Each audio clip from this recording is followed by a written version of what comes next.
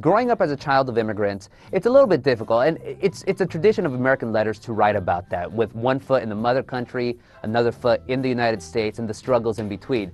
Myself growing up, the very first language I spoke was Spanish when I entered kindergarten. Of course I learned English because this is the United States, and eventually all kids do learn English. But it was funny trying to exist amongst my parents and the villages where they came from, where they insisted that I was becoming too American, and then hanging out with my friends, my American friends, who said I was too Mexican. So in the book I talk a lot about that, about the embarrassments of having to wear a Stetson and cowboy boots and a big silver belt buckle, and just, you know, the damage it did to my psyche even up until this interview. I want people to understand the importance of Orange County to the United States. I want people to know that Orange County is very influential in matters of religion, in matters of politics, in matters of Mexican bashing, in matters of master plan communities.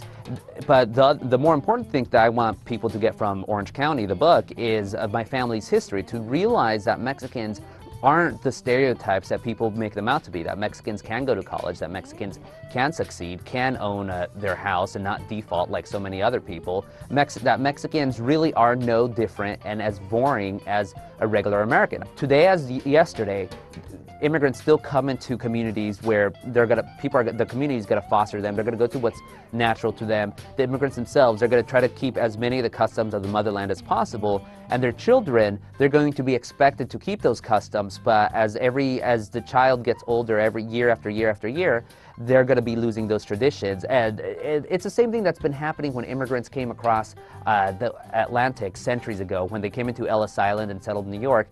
The struggle between the old and the new, that's something that's always going to be a part of the United States history. The fact that there's more migration nowadays than ever before, that still doesn't change the dynamic. You still see the same stories again and again and again and again.